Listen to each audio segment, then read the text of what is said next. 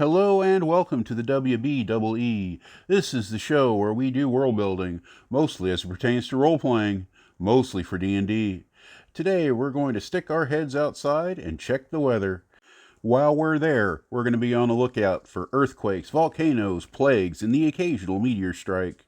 We're going to make a big list, then break it down as best we can for a 20-minute video.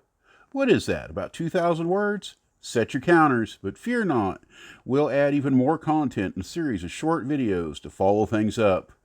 Anything could happen. This topic might even get its own playlist. My name is Lewis Nichols. I have experienced a few earthquakes. I've been around hurricanes. I grew up in Oklahoma, so I know about tornadoes. The most important thing for a world-building writer to know about natural disasters, it's the human factor. Fear, uncertainty, and the trauma that follows. For a DM, the most important thing is the establishment of expectations and the mechanics for running them. Now let's get to it. We're going to hit that last part first. In a TTRPG, it's really up to the players how to handle trauma when it impacts their characters. My advice is to stress what big events these really can be. Even for relatively high-level characters, a big tornado can be life-threatening. Natural events are not beasts to be fought, they are disasters to be survived. Let's also not let the characters off the hook for witnessing such large-scale casualties that might arise. What about expectations? This sort of thing is a really good Session 0 topic. Are you going to handweigh the survival of your PCs through big events? Honestly, it's okay if you do. Not everybody is willing to kill off characters in a random flood or tornado or even a planned event. Now that will mean that you've relegated the entire scope of weather to a combat condition or storyline event. On the other hand, what an interesting unifying event for the survivors. What if you announce to the party at Session 0, 2 of you will lose characters in Session 3. Then when the tornado rips through the middle of the night, low roll gets a house dropped on them. You can use this as an acceleration into the storyline as the new big bad guy is using the weather to accomplish his evil goals. Skill challenges are a good mechanic to handle a lot of these non-combat situations. Saving a family from a burning building might require a successful perception check to find the victims, followed by a persuasion check to convince the victims to let the characters help, then an athletics check to ensure everybody survives the escape. Just like any conflict, these are easier to manage at lower levels when the players have fewer options. However, they can be contrived for any group with a little effort. Creating a skill challenge isn't just about making some rolls, it's about setting goals to establish the price of failure. Maybe, in the above example, you have to succeed 2 out of 3. On a failed perception, it just costs you a little time. But a failed persuasion costs even more time, and the building collapses underneath your victims. They're lost. If both checks are made, the escape is automatic. However, if the PCs are 1 for 2, a failed athletics check means that the building falls apart as they're trying to get out, and the victim still does not survive. Now let's knock out some quick ideas for environmental threats to your party. Let's talk about fire. Fire. A campfire, even a bonfire, it's not much of a threat to an adventurer. You can sustain 5 points of damage per round for quite a while, giving you time to escape. And there's always that save for half. Forest fires and house fires start to become a problem. I would not feel guilty at all for assigning 10 points of damage per round with the save for half in a house fire. Forest fires without flight are really hard to escape because of their size. 50 to 100 points of damage per minute, that's a challenge for any character. Escape or magical resistance are really your only 2 chances of survival. Widespread fires in an urban environment are far worse. Temperatures of 1200 degrees centigrade were reached during the Fire of London. That fire lasted for 3 days. I dare say that this will test so-called resistance to normal fire effects. It's enough to melt most metals. These fires will also suck the air out of basements and create vortexes. Inside a burning structure, the air becomes superheated and toxic. Feel free to hand out levels of exhaustion, short-term constitution losses, the poisoned condition, along with lots and lots of damage. Lightning is next on our list. On Earth, the odds of getting hit by lightning are incredibly slim. In D&D, they really shouldn't be much higher, and honestly, what's the point?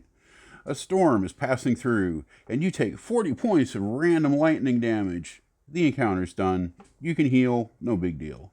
The biggest danger from lightning is usually the chance of starting a fire. When we dial lightning up to an 11, we're probably talking about the intervention of some sort of nature spirits, druids, an elder tempest, or a curse from a weather god coming into play.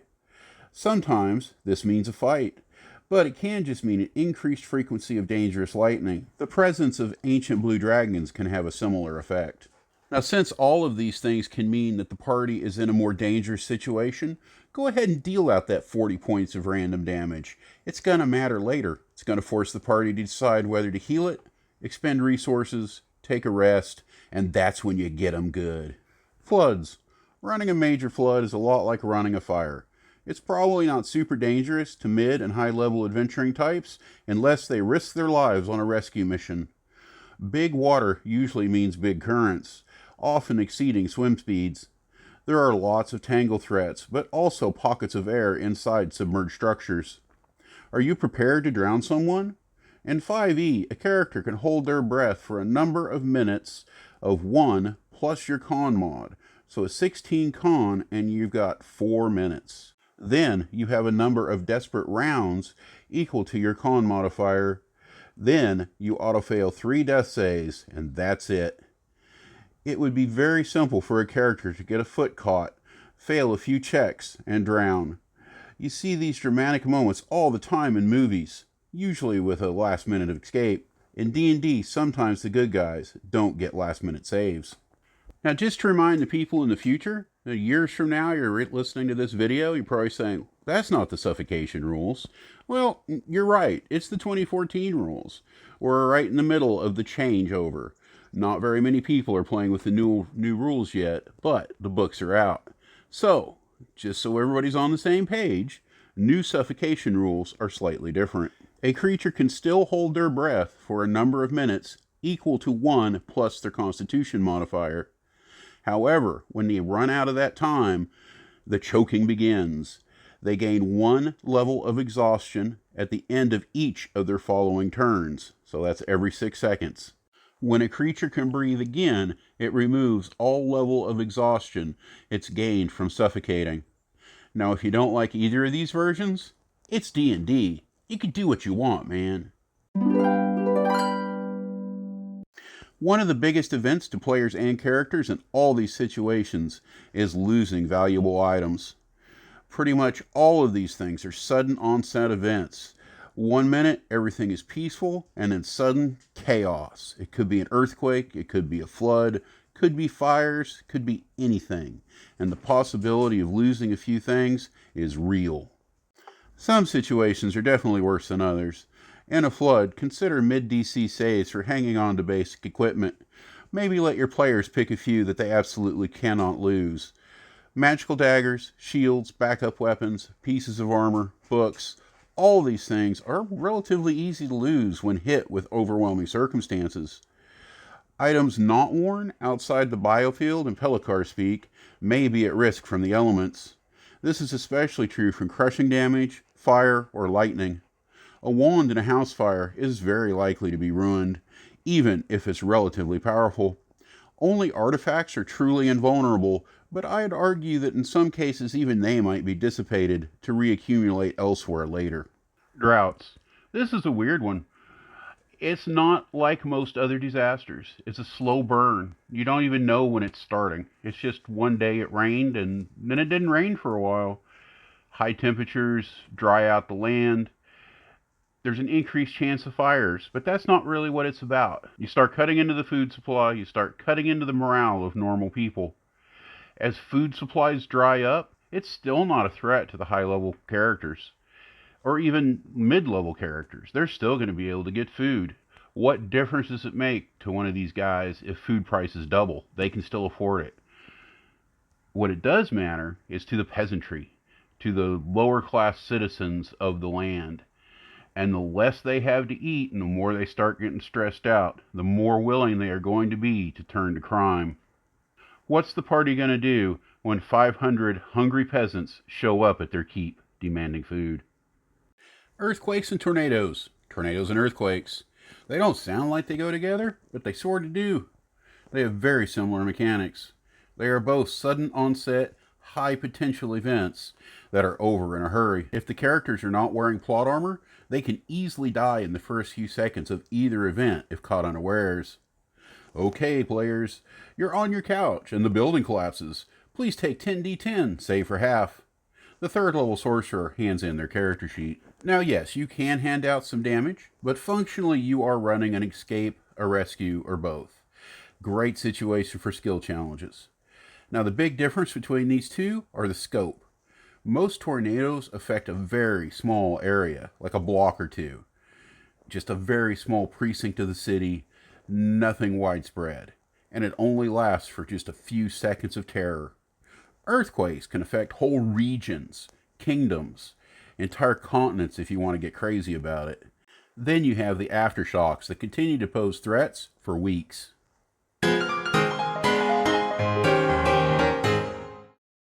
Have you heard me talk about planned events?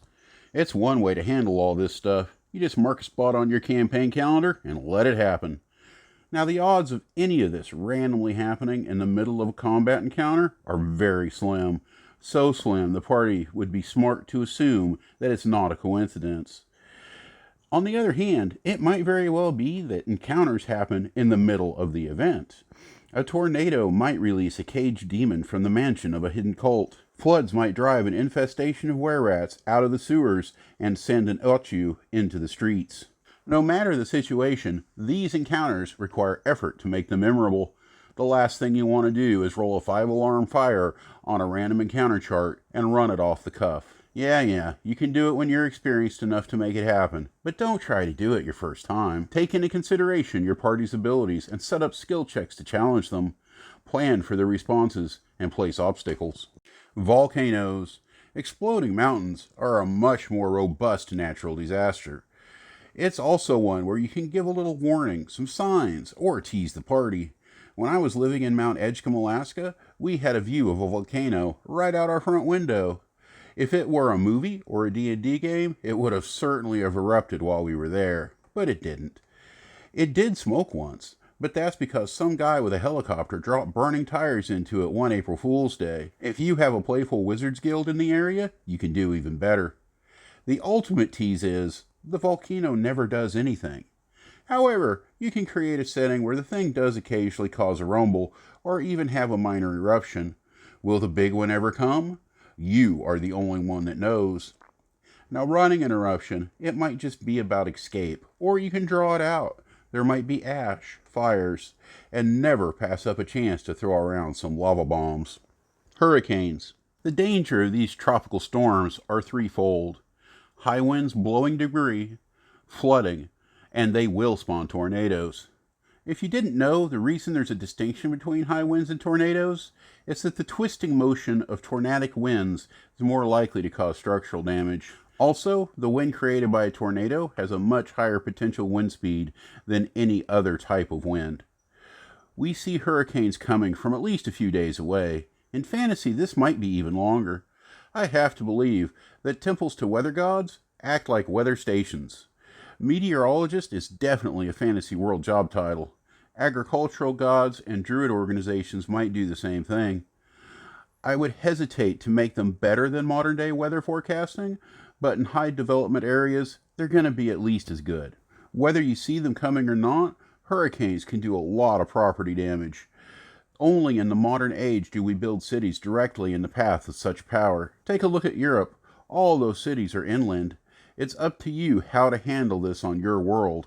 Coastal cities are appealing and economic gold mines. When you're doing some mapping, figure out where your big storms track. But it's okay if it's random too. This is fantasy. What about weather in day-to-day combat? One way to shake things up is to add in some environmental conditions.